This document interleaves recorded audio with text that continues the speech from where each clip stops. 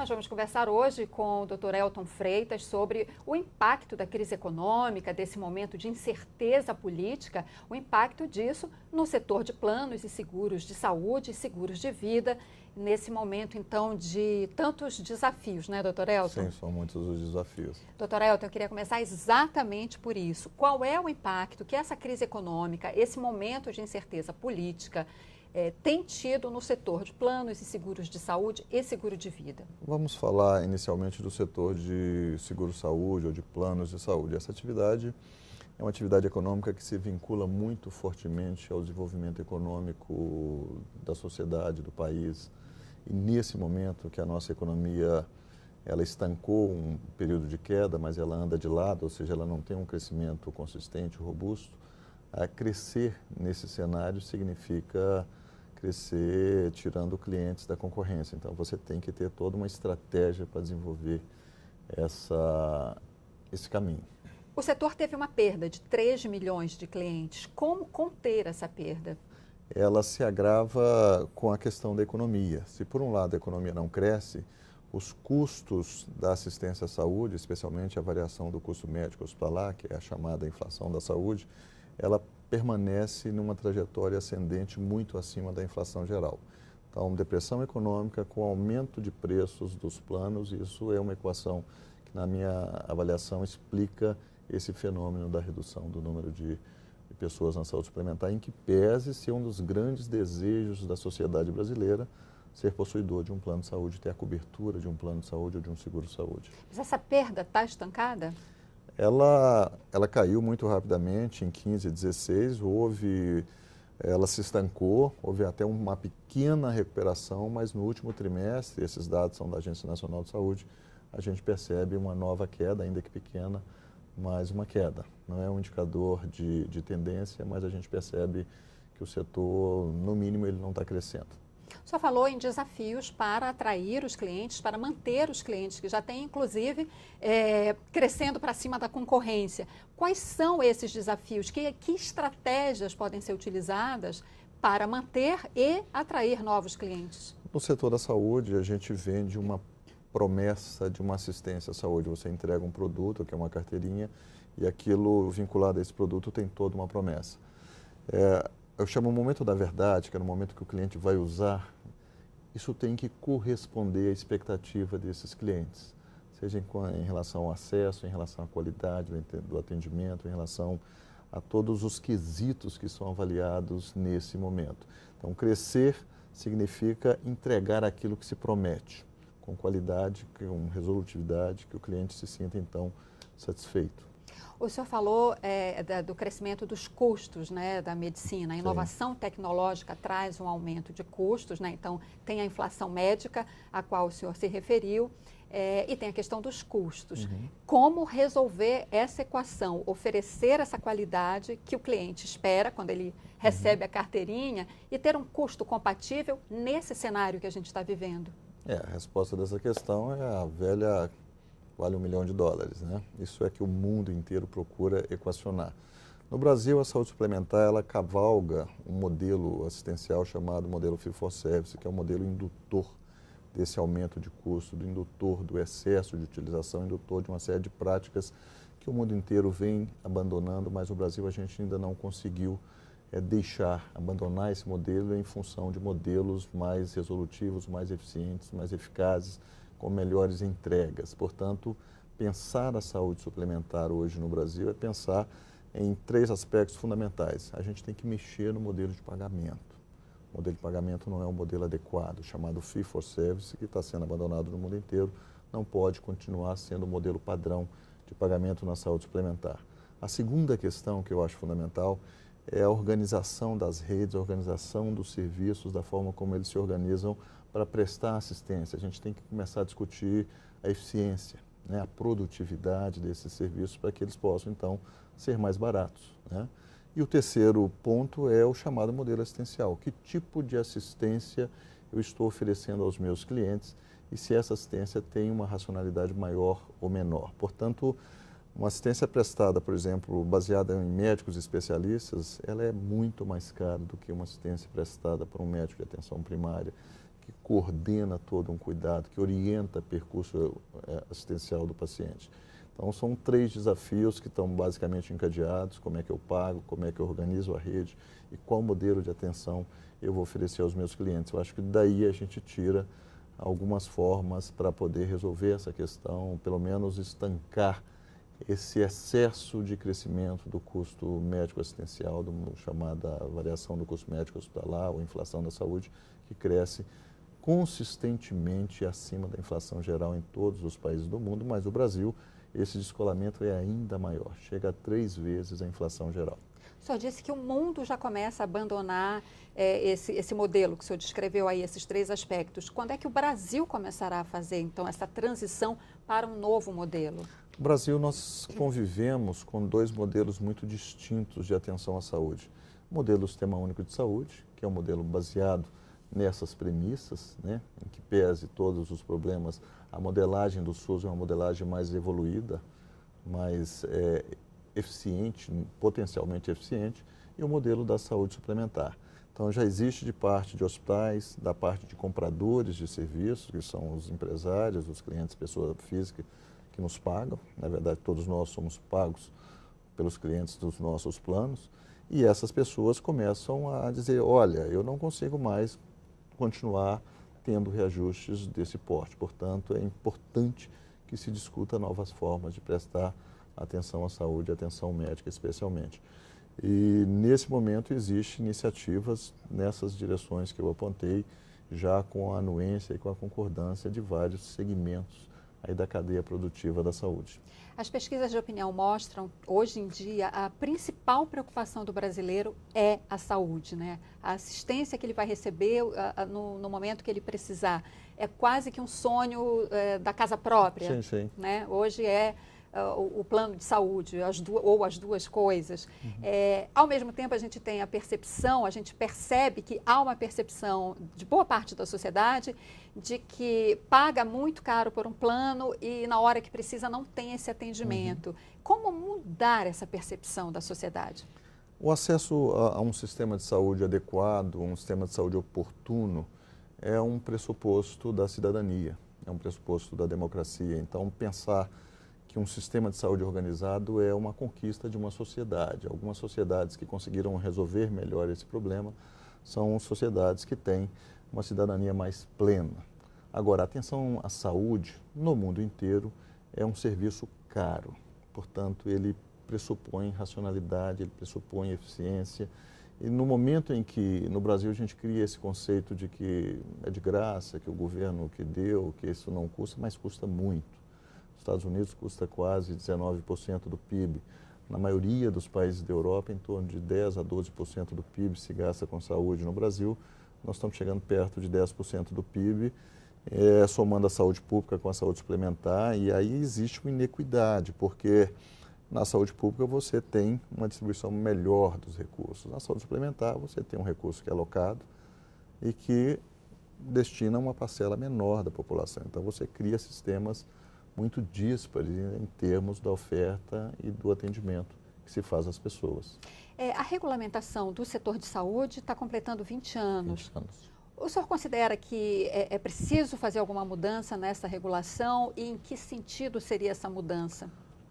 Os 20 anos da regulamentação, a Lei 9656 de 98, ela regulamenta o setor e cria uma racionalidade técnica para o setor. Então, ele fica mais organizado, os operadores precisaram se qualificar nesse período, muita gente que operava de maneira muito periférica ao setor acabou saindo, então isso foi muito importante, depurou e qualificou o setor de saúde suplementar brasileiro. Acho que essa é a grande conquista da regulamentação.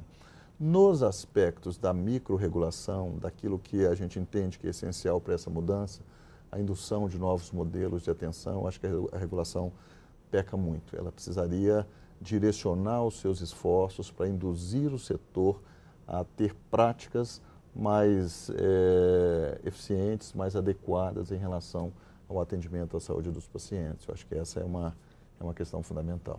A gente falou muito até agora sobre a questão da saúde Sim. especificamente, mas vamos falar também sobre seguro de vida. que também foi muito afetado pela crise. Qual é o impacto dessa crise especificamente no setor de seguro de vida? Como eu disse na abertura, no Brasil a gente tem uma cultura ainda pequena em relação à questão dos seguros gerais.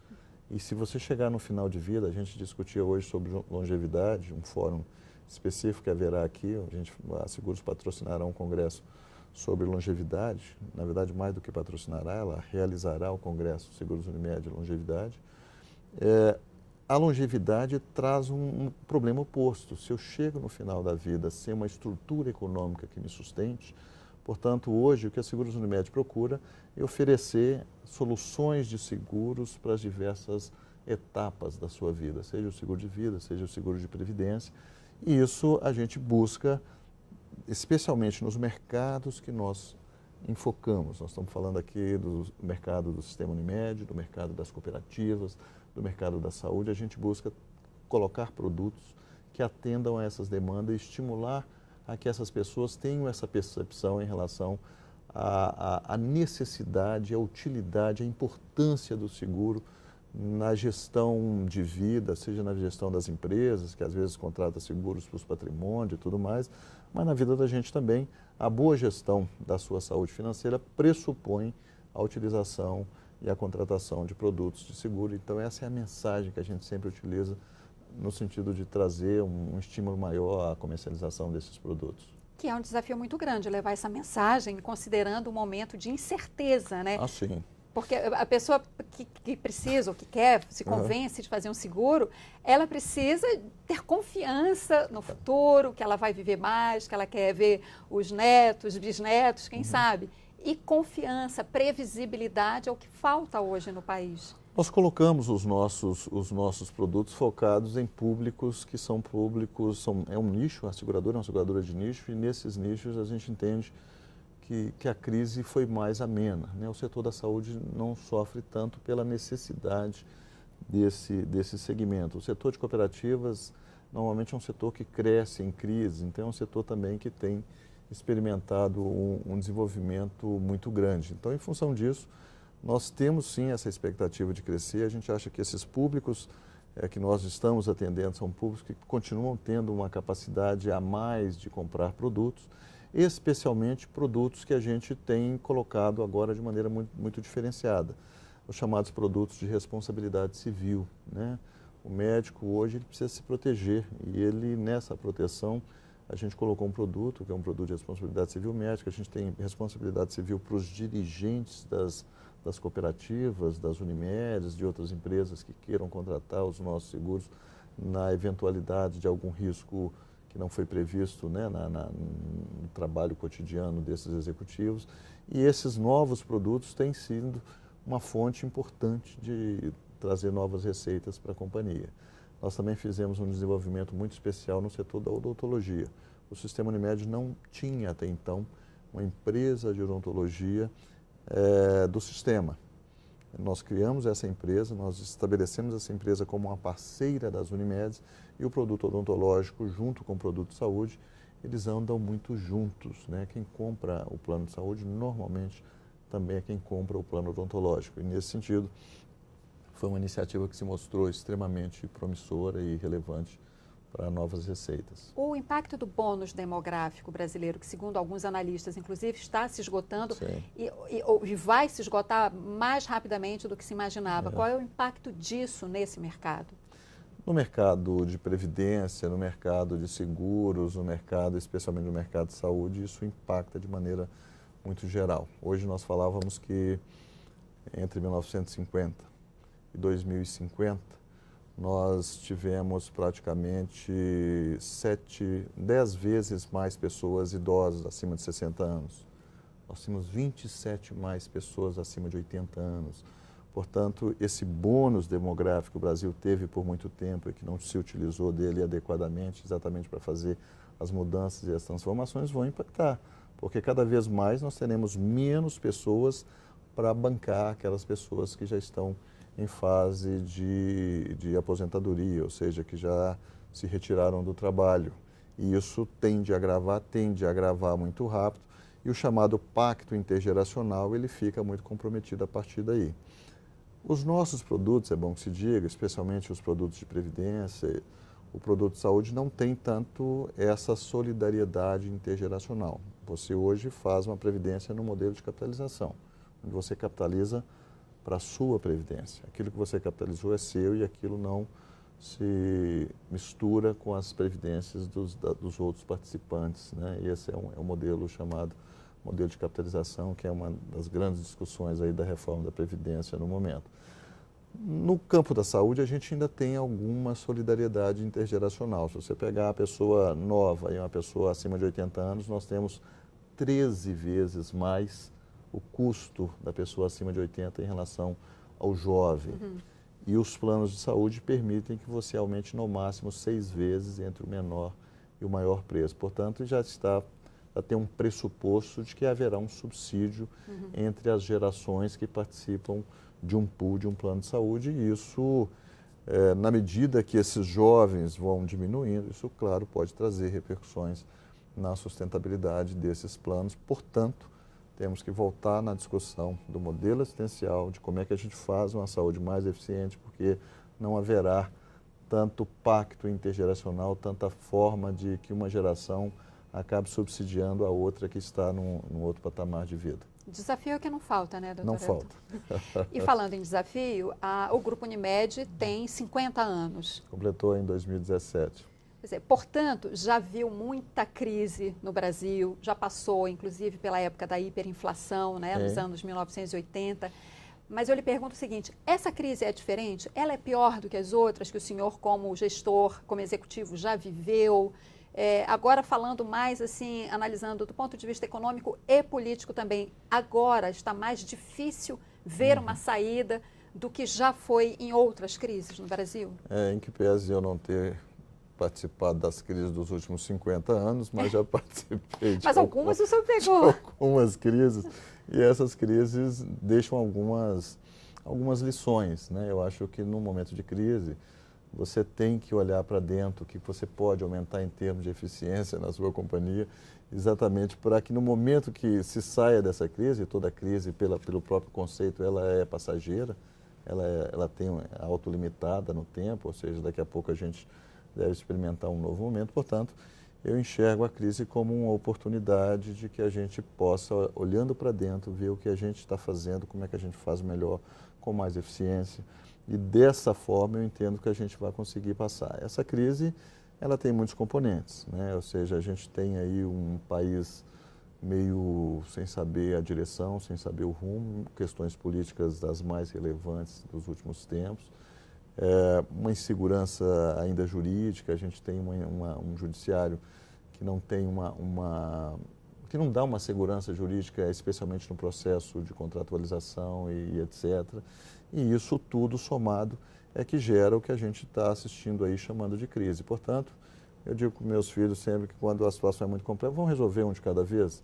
Vamos ver se a gente resolve agora a eleição, depois a gente resolve outras questões que possam então no final resolver essa crise e o Brasil experimentar um novo crescimento. Nesse momento, espero que estejamos muito prontos e preparados para aproveitar esse novo crescimento. Qual é a contribuição que o setor como um todo e o Grupo Unimed podem dar para o Brasil, para essa discussão sobre o futuro do país nesse momento? Eu acho que o Grupo Unimed, né, o chamado Sistema Unimed, que é um sistema de cooperativas, ele tem algumas lições importantes para dar para o Brasil, né? O cooperativismo, ele é um sistema local, nacional, né? A gente não tem aqui capitais internacionais, são os próprios médicos que são associados, que são os donos das cooperativas.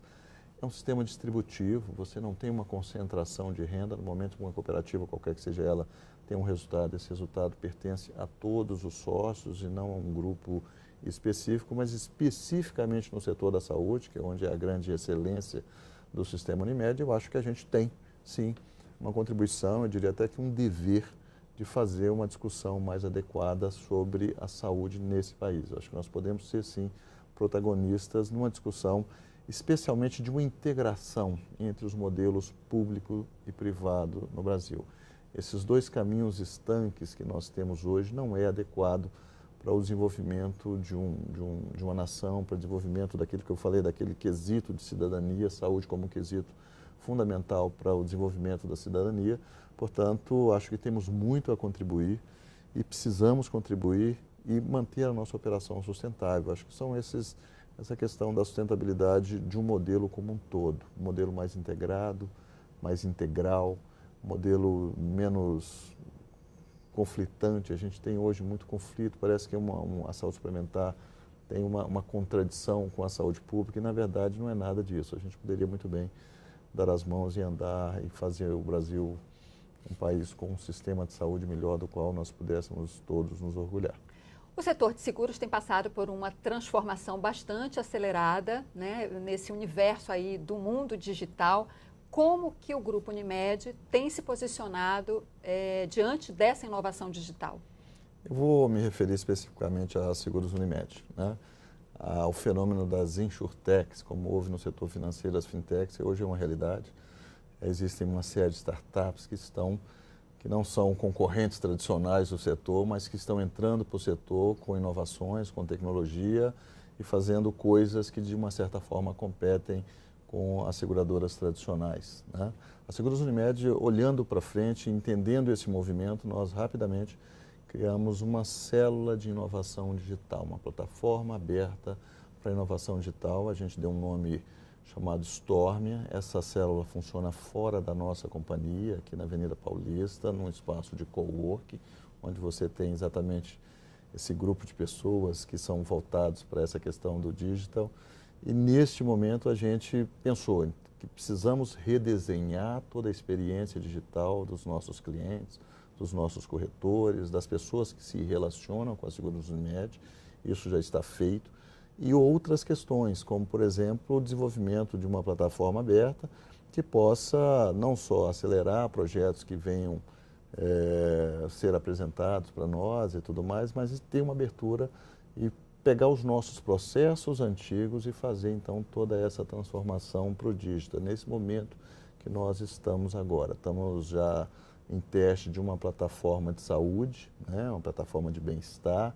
Estamos fazendo o primeiro teste aqui na nossa companhia, mas rapidamente vamos disponibilizar para o mercado. Porque esse mercado tem uma dinâmica muito grande. Você nunca entrega produtos perfeitos. Na medida que o produto te mostra o útil necessário, você coloca em produção e vai corrigindo eventuais pontos que precisam de reparos ao longo da utilização. É dessa forma que nós estamos fazendo. Então, no futuro, nós queremos sim transformar progressivamente a nossa companhia, de uma companhia tradicional, numa companhia que seja basicamente uma companhia digital. Que vem no futuro. É assim, o que vem no futuro, além desses segmentos, ou seja, na medida que eu defino públicos e esses públicos têm demandas específicas, eu quero atender esse público, portanto eu tenho que falar sobre tudo que esse público me demanda, como por exemplo, nesse momento, já está no forno, já para o final desse ano, a criação de uma empresa de gestão de ativos financeiros, uma chamada Asset. A Asset, existe uma quantidade enorme de recursos financeiros que são administrados separadamente pelas várias Unimeds do sistema, e nós estamos criando uma empresa que vai poder fazer, então, a gestão conjunta desses recursos com mais eficiência, com mais segurança, com melhores resultados para todos. Vamos estar lançando agora na convenção o nosso projeto de Asset e a gente espera que seja muito bem sucedido, como tem sido os últimos projetos lançados pela Seguros. Sucesso. Muito obrigado. Doutor Elton, muito obrigada pela Obrigado, entrevista. Cristina.